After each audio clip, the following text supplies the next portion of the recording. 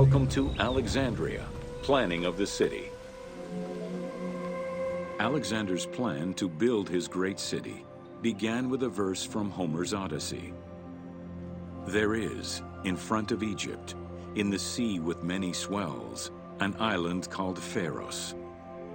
Guided by these clues, Alexander the Great founded his future city at the western end of the Nile Delta.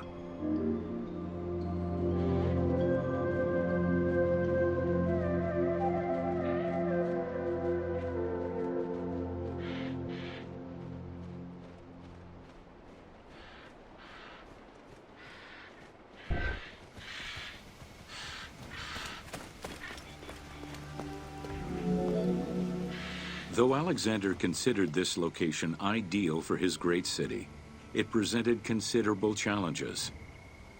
Too difficult to access during storms, the surrounding swamps threatened disease, and the limestone soil prevented the growth of healthy crops. However, due to the influence of his mentor Aristotle, Alexander the Great recognized that the true value was its strategic emplacement. Alexander knew that in controlling Pelusium to the east, Memphis to the south, and his crowning glory Alexandria to the west, he would create a triangular stronghold, allowing him to control the entire delta while giving him access to the Mediterranean.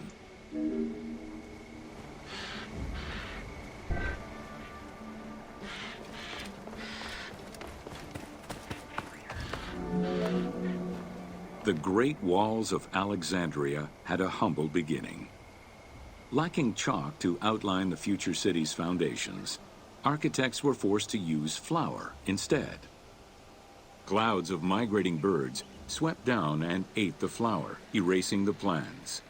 This prompted Alexander to seek guidance from the oracles, who reassured him that his future city was destined to feed a large population.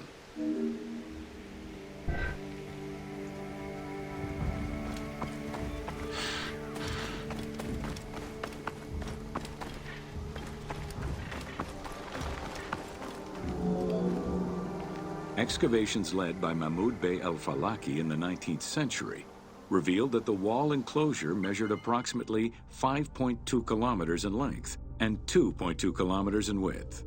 It was roughly 9 meters in height.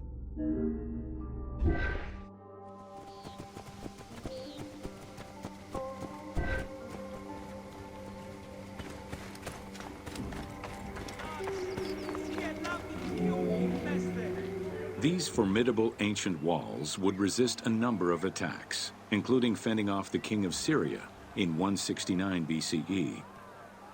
It wasn't until 295 CE that they eventually fell to Roman Emperor Diocletian, and this only after 8 months of relentless assault.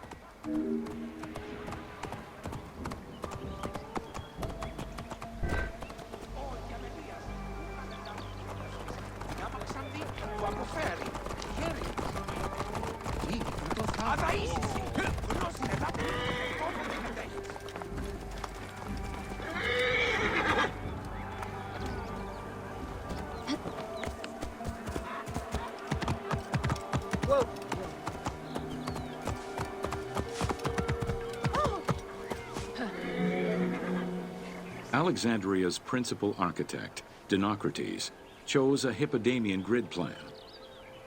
The grid maximized functionality, with wide, straight roads and canals running beneath them. Alexander recognized the military value of the city's design. The wide, parallel streets gave him optimal surveillance of the city, while allowing the unobstructed flow of troops.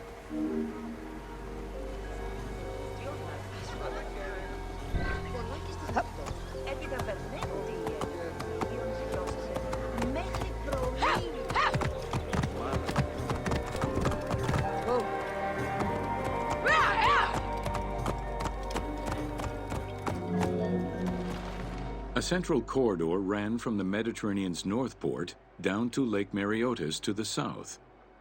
This thoroughfare acted as an unobstructed link for commercial trade and travel between the two ports. Many of the streets were bordered with grand buildings and parks, including Canopic Street, with its impressive gate bordering the eastern end.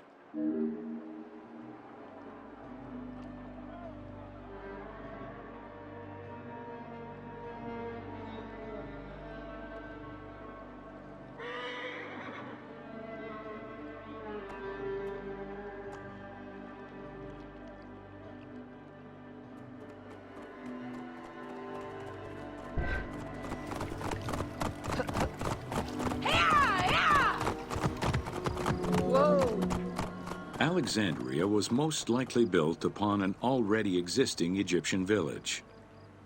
Upon its completion, the Egyptians reviled the city, refusing to call it by its founder's name. Instead, they called it Raked, the building, as a mark of disdain, which was later Hellenized into Rakotis. Despite this, the name Alexandria would remain.